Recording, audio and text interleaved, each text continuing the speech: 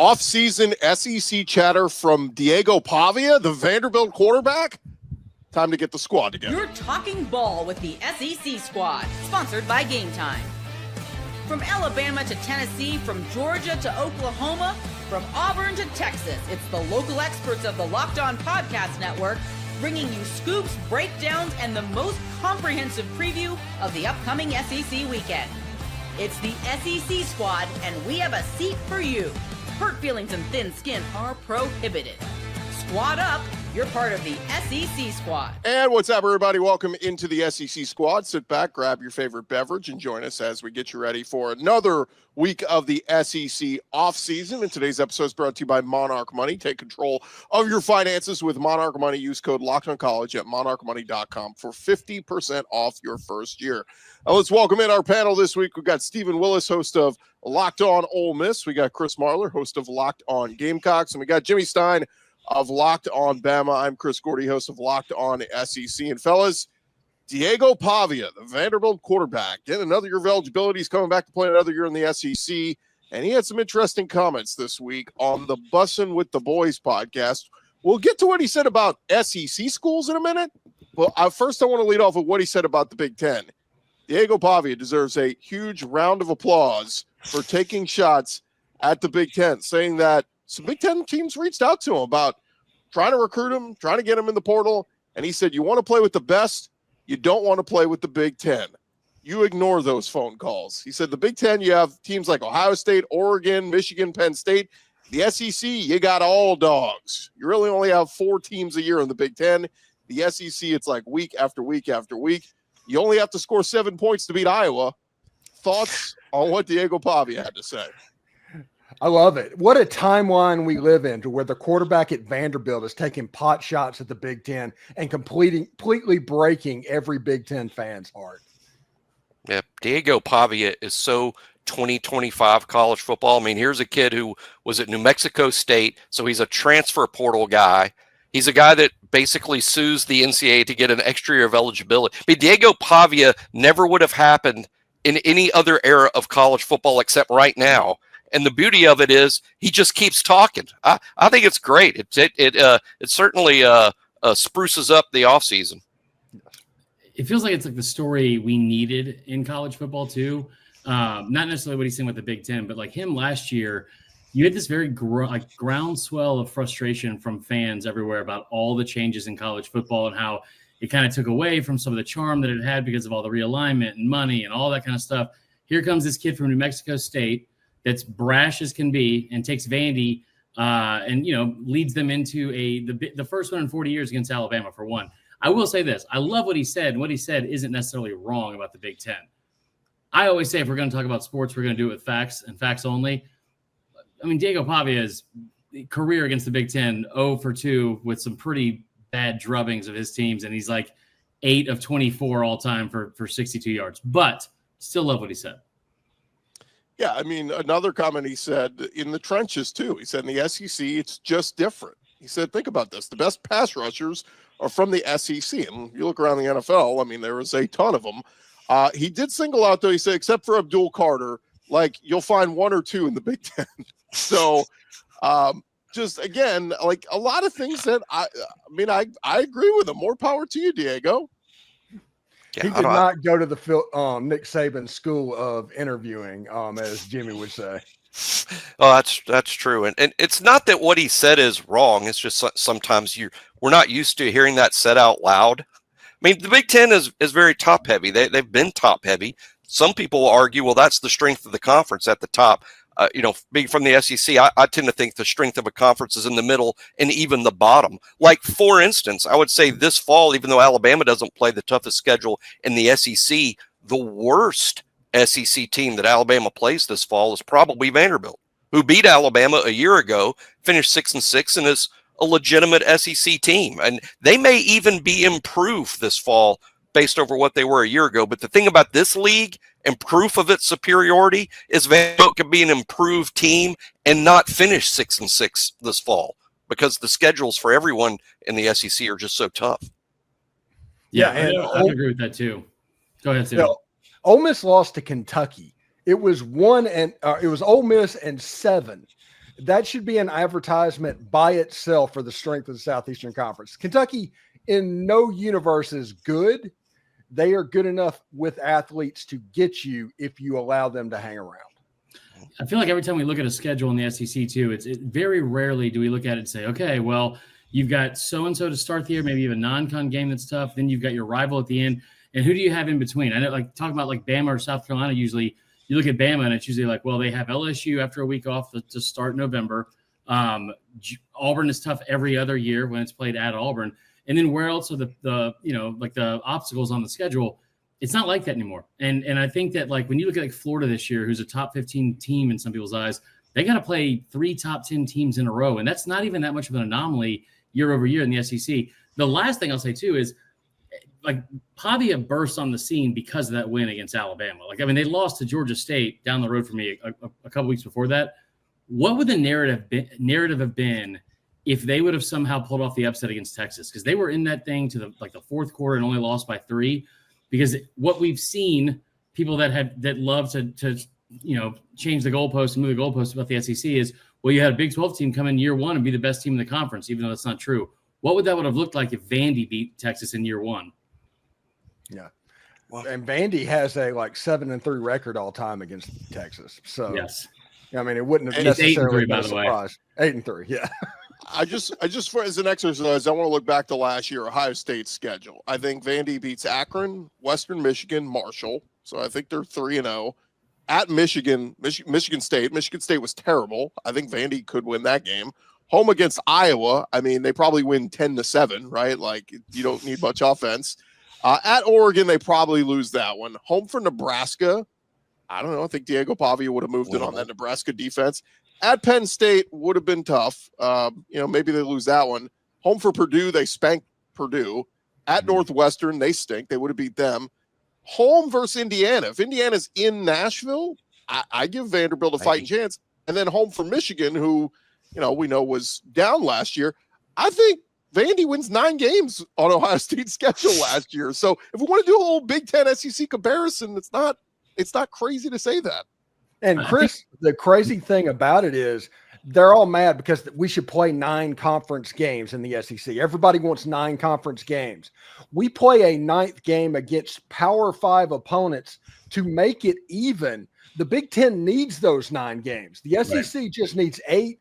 You play a Power 5 game, that is basically a Group of 5 game. You might lose it, you might not, but it doesn't really matter. And the schedule kind of evens out just on the face of it. Yeah, the Big Ten wants the SEC to play that 9th game because they know it's impossible to add one more. You're going to have more SEC teams falling out because it doesn't matter who that 9th game is against. It's losable. I mean, when Chris was just going over those Vandy the fake Vandy games, the Big Ten, several of those games are losable games for the Big Ten. The SEC adding a 9th game means 16 SEC teams just added one more losable game. That I think the fact that 6 of the top 10 strength of schedule last year were SEC teams. 6 of the top 10 toughest schedules. That was only playing 8. It was 9 of the top 10 according to FPI, which I know that we talk about FPI and how it doesn't really matter as much and whatever, but that is the same strength of schedule that's used by the committee. And it was the top 5 teams overall. I think it was 9 of the top 10 or 8 of the top 10. I believe it was 9 though. And all 16 teams were like 31st or higher at the end of the regular season. The other thing I'll say about this is let's just call a spade, right? The Big Ten and Big Ten fans don't want the SEC to play a 9th conference game. They don't want them to stop scheduling FCS opponents. They want the SEC to lose, and they want to not have to play them in the playoff because they're tired of losing to them. And I get it. I say this all the time. I hate the Yankees. Okay, I'm a Red Sox fan. I grew up in Atlanta in the 90s. I hate the Yankees. I want them to lose every game they play. Doesn't mean they didn't deserve to make the World Series a bunch of years when I was growing up, right? Like, and the last part too is if we're also being honest, like arguing about this with a Big Ten fan, it's like arguing with like a toxic ex. Because all you're going to say is, all right, well, listen, what about these teams that are playing a tougher strength of schedule? Well, you don't play a 9th conference game. Then you talk about playing a 9th conference game or playing 11 Power 4 opponents. The goalposts get moved again. And there is an argument they're ready for that is, no matter how valid it is, it's ready to go in the chamber right away from them. All right. Well, who better to talk about this topic than our buddy Corey Burton, Locked On Vandy? He joins us next right here on the SEC Squad Show. Hey, back to the squad show in just a second. But if you have ever checked your bank account and wondered, where did all my money go between doing things like dining out, shopping online, whatever streaming service you're using, it is easy to lose track of where all your money is going. That's where Monarch Money comes in. They're going to be your personal CFO, giving you full visibility and control over your finances. If you never looked them up before, Monarch Money, they are not just a budgeting app. It is a complete financial command center. You can track all your accounts, investments, and spending in one place. You can stop just managing your money and you can start building your wealth with Monarch. When you start using them, you're going to realize just how much you're spending on stuff like the food delivery to the house or to the office. It's going to make you want to budget smarter and save more. And instead of juggling a ton of apps, you can use Monarch to check your finances, track spending, and even plan long-term goals. Take control of your finances with Monarch Money. Use our code LOCKEDONCollege at monarchmoney.com for 50% off your first year. It's monarchmoney.com. Use code LOCKEDONCollege. Get half off your first year at Monarch Money with code LOCKEDONCollege. Hey, SEC guys. Squad Show rolling along here. We welcome in our buddy Corey Byrne, Locked On Vandy, and Corey, your quarterback gave us a lot to discuss this week, and we'll get to what he said. We'll get to what he said about some of the SEC schools here in a second. But first, we were talking about him taking shots at the Big Ten. Overall, on takeaways of what Diego said. Well, I got a whole sheet of notes here, so for the show that I'm going to be producing here later on. But this, you got to say this. He is as bold as it gets, man. He does not care. He will say whatever comes to his mind. He will throw whatever jabs need to be thrown. And, you know, I guess for all us SEC brethren, he has heated up this Big Ten SEC rivalry, and I love it. I think it's great. I think it's great for college football to have this big SEC's the villain in Big Ten eyes, and Big Ten is the villain in SEC eyes. And Diego Pavia is just basically saying what we're all thinking. So I love that. Well, let's get to what he said about Tennessee. And guys, we'll open this up for the panel. We'll kick around as well. He said, Diego Pavia talking about the state. He said, Vanderbilt is going to run Tennessee after this year. Like, this is going to be the new staple of college football. It's going to happen here at Vandy. Everyone wants to come to Tennessee because of Nashville. They want to come to Nashville, so Vanderbilt. And then when we have the most money in NIL, like, why not come here? We literally just have to win this year, and it'll take care of itself. Will Vandy be the destination point of the SEC in the country? Man, I wish he was right. That would be so fun. But Fake it till you make it, right? Yeah, fake it till. I mean, I love the confidence. I'll give him that. I really, really love the confidence, and I think, you know, he obviously truly believes that. And Nashville does like to get behind something like the NFL draft, or, you know, when the Titans were good, or, you know, they're trying to get behind an MLB team. So Nashville just is craving something to root for, and what better way to make that Vanderbilt? But I think it's a bit of a reach, though. Honestly, I would love for that to happen, though. That'd be great for my show. Didn't Vanderbilt beat Tennessee like a few times during like the James Franklin era? Yeah, and I don't. Over a course of 10 years, they split the series. It didn't exactly produce Vanderbilt becoming a top 10 program when they beat Tennessee 3 years. So I'm not sure beating Tennessee this one year would do what Diego's predicting, but it would be big. Pre-NIL, Jimmy. Sure, sure. So in a world where the administration is now paying attention and NIL is being divvied out, this with a straight face. it's still a long shot. But yeah, Steven or Marler, want to jump in here?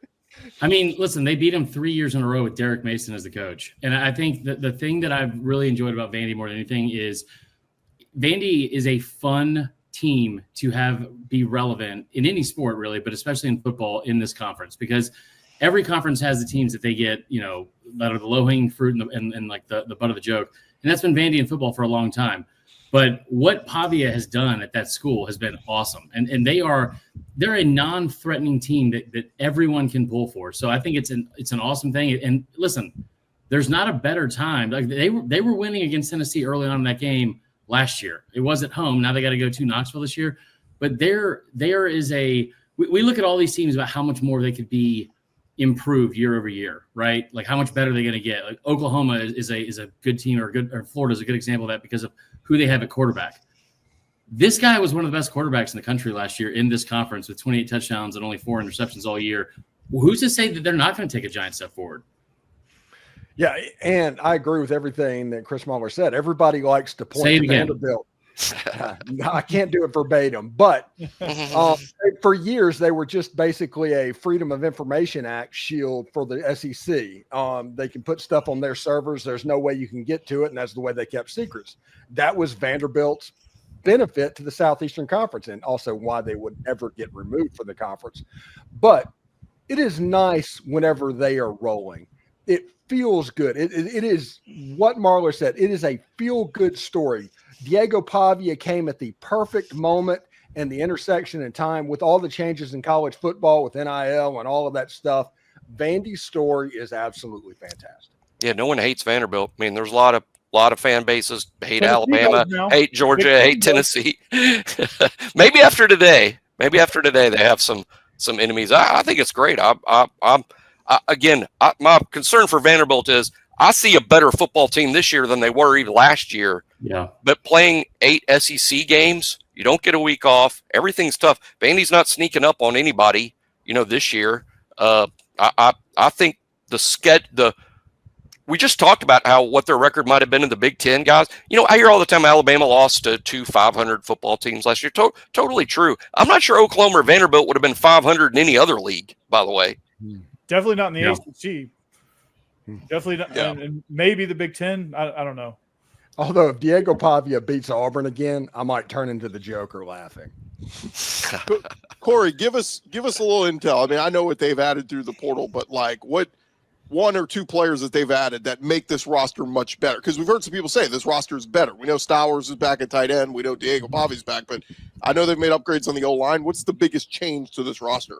Well, the O-line, for one, on the offensive side of the ball, I mean, you nailed it right there. They got 2 NFL guys with Jordan White and Isaiah Glass.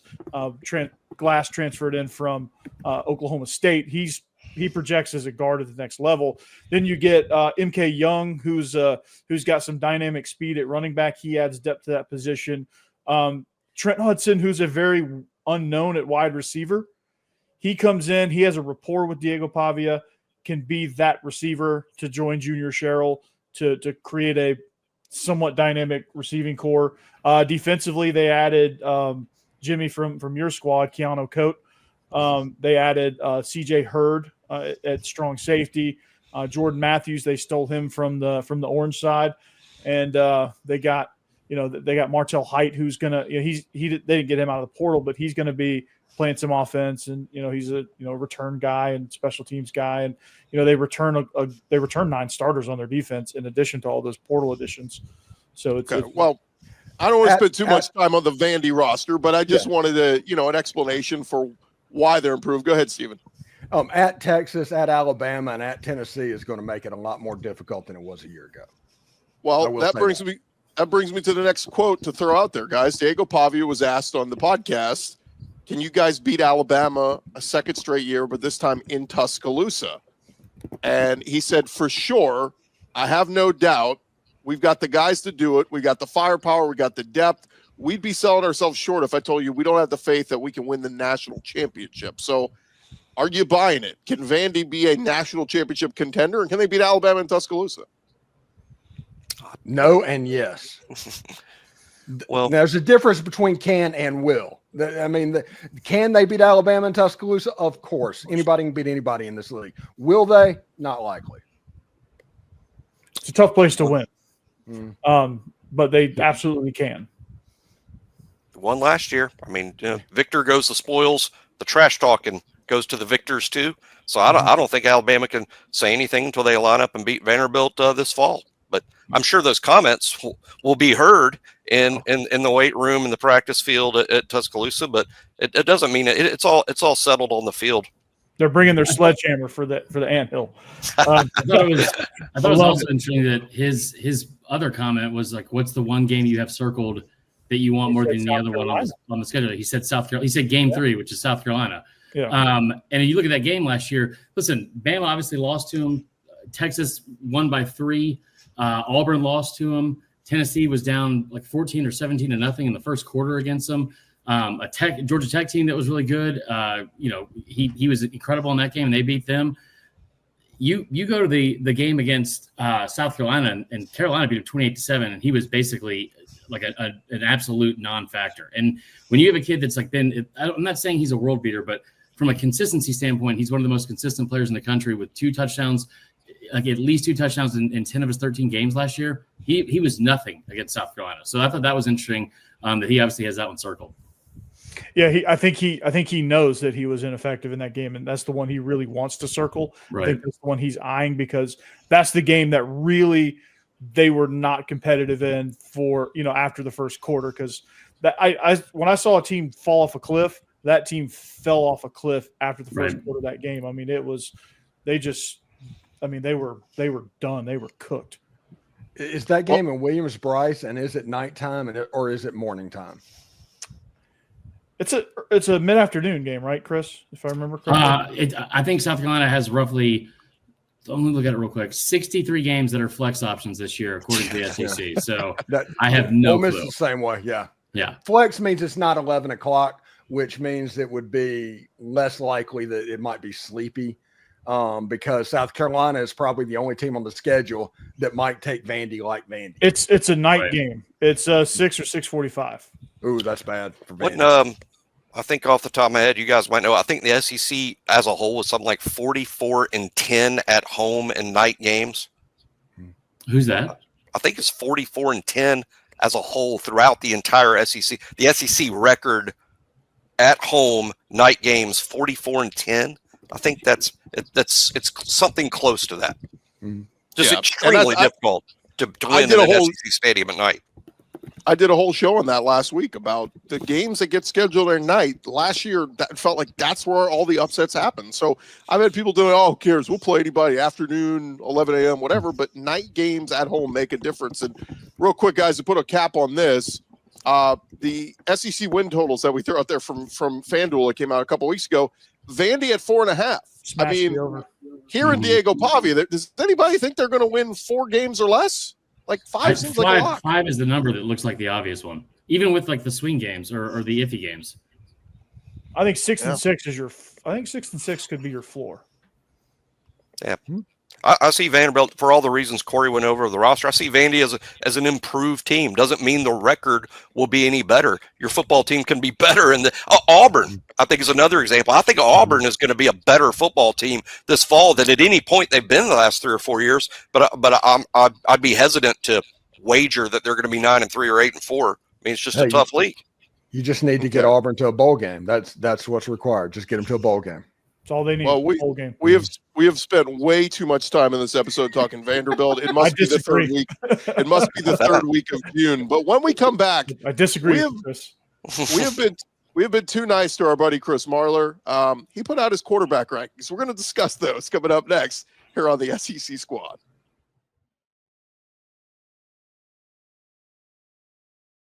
The SEC Squad Show rolling along here, and our buddy Chris Marler, he's got his hands in a lot of different cookie jars, if we'll say.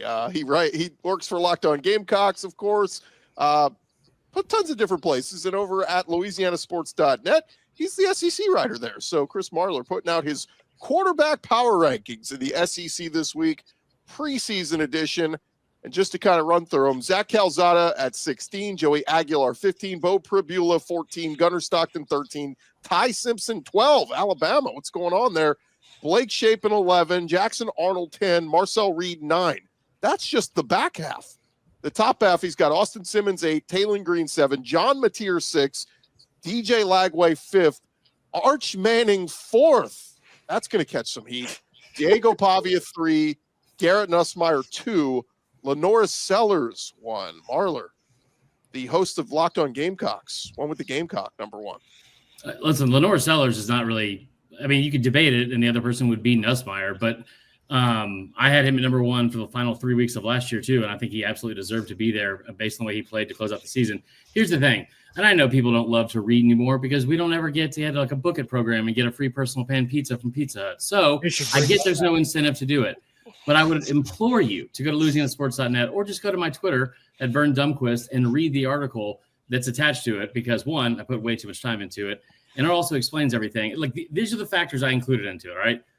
1, actual on-field play in the SEC and at the FBS level. 2, potential based off their own talent. 3, potential based off their system, talent around them, projections, whatever. 4, making you angry. That the last one's a joke. But here's the thing: like there's a lot of new faces in the SEC, but I think this is probably one of the deepest and most talented crop of quarterbacks we've had in the last several years as well, top to bottom, because there's a lot of unknowns that are making their first. I think it was like 8 or 9 players from last year that are going to be projected starters in game 1 this year were not the projected starters of their current school a season ago. John Mateer is like a perfect example of, man, like you hear Todd McShay and scouts, everyone else rave about him. He's got all the numbers, great, statistically like incredible. He played 1 game against a ranked opponent last year and only 3 against Power 4 programs. And he's going to go fix Oklahoma, which was a really bad, one of the worst offensive teams in the country, and in the league. And then the other thing I'll say is, yes, Arch Manning will most likely be number 1 or number 2 on that list at the end of the season, especially with Sark as his QB. But if you haven't played in more than 4 starts as an SEC quarterback, why are we putting them ahead of guys that we have seen prove it in this league last year? Steve and Jimmy, Corey? Well, when it comes to like DJ Lagway and Arch Manning, I would argue that they might be up a little bit too high preseason. Mm-hmm. Now, if DJ Lagway is healthy, which we don't know that he is, if he is healthy, yes, he might deserve to be a lot higher on the list. Arch Manning, his biggest game was his relief effort against Georgia, and they had to pull him back out of the game a year ago. I think there's some questions with Arch Manning and DJ Lagway right now, and I think Mateer probably belongs a little bit higher up above that if Oklahoma has figured out the offensive line, which they were warned about the offensive line for 3 years before they came into the SEC. They were the worst offensive line in the country last year. Yeah, Ole Miss sacked them on their last 7 plays. Yeah. I mean, they also, the other thing too is like that, if we're going to talk about Lagway and Arch, and I get why, like from how highly rated they were coming into the season or coming into college, but like Lagway, I've never heard of anyone that has played that many games, right? Because he saw a lot of action, but under 60% completion percentage and 12-9 on a touchdown to interception ratio, like that's just not great. And I guess I must have missed where all of a sudden the schedule gets much easier for him and he has a ton more talent around him, because that's also not happening. But you look at a guy like Austin Simmons, and if we're going to talk about Arch and Lagway that way, I think he deserves to be talked about a little bit, because that's a guy that's going into a system with Kiffin where, listen, you're 5 years at Ole Miss, your quarterbacks have had over 30 touchdowns in 4 or 5 years, and you've averaged over 3,400 yards passing each year too. Yeah, and it's the most talented wide receiver room that Lane Kiffin's had. So Austin Simmons will have that, a tight end as well that is pretty prolific. I think it could be easy, but I just think that Mateer should probably be up above him right now. I think there's how many touchdowns he had against ranked teams last year? Yeah, but how many yards? Like DJ Lagway had 1,500 yards, but 500 of them was against Stanford, and there were games that he threw for 80 yards. And it's a good point. Yeah, so we'll see. There's a couple different ways to do lists like this, and Marler sort of mentioned it when he was talking about it initially, which is, are you going to do a ranking based on what they've done so far playing college football? And I think and it's kind of hard to argue with a lot of this if you're looking at what they've done so far. Then you could also look at another list entirely, which is, okay, now this is my prediction as to how 2025 is going to play out. And that to me is 2 entirely different lists. And I'd put different guys on top of it based on, what the criteria is. Lenore Sellers is a fantastic talent. I mean this as a compliment coming from the Alabama guy. It reminds me a lot of Jalen Milroe. I mean, in terms of the pure talent is clearly there, the big arm, the feet, the legs, the playmaking.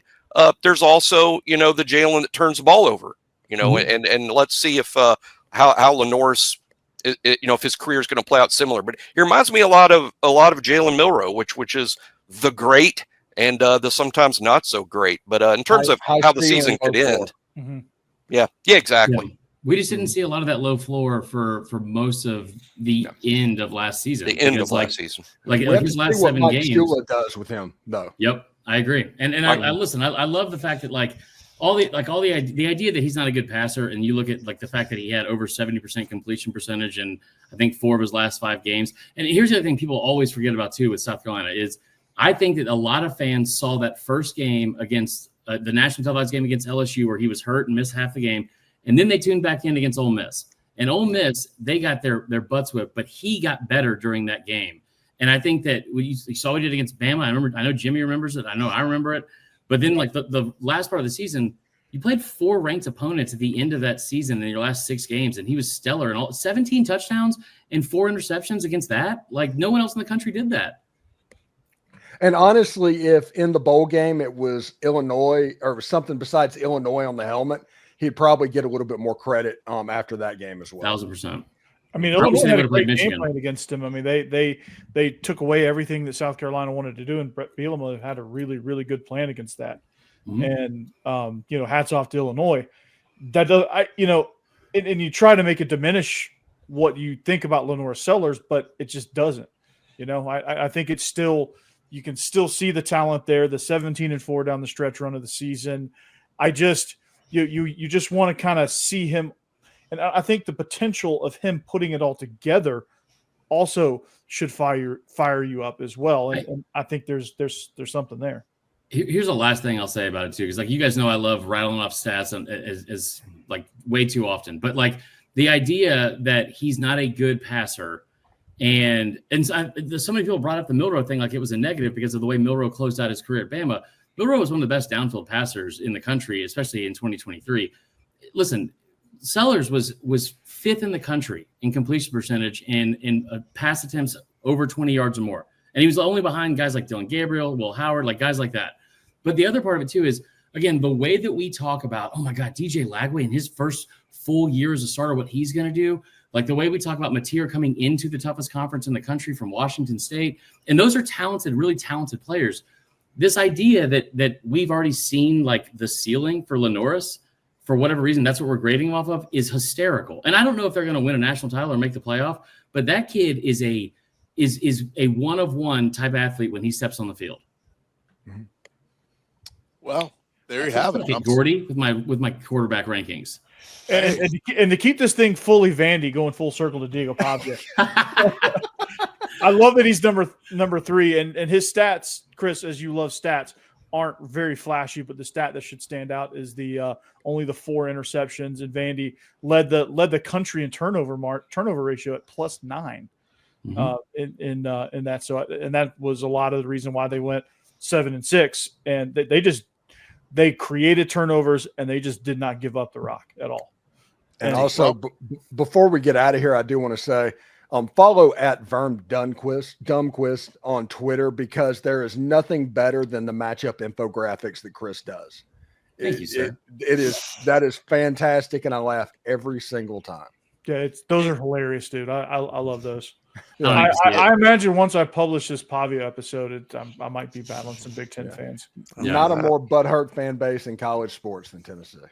Yeah. I will also say that if anybody who watches this somehow throws back my face the slander that Chris Gordy just threw out to close the show, I'm coming right for you. I was just joking. I take it back. Sledgehammer, meat ant. Oh, yeah. We'll delete that. True full circle. We'll delete that out of the episode. You don't want to know what Corey Burton takes when he does his shows. Let's end it there as we wrap up, fellas. And hey, a reminder to check out Locked On SEC. If you haven't subscribed to us, check out our show covering all things in the conference. And then, of course, all your individual shows. Chris Marler, Corey Burton, Stephen Willis, and Jimmy Stein. This has been the Locked On SEC Squad, part of the Locked On Podcast Network, covering your team every day.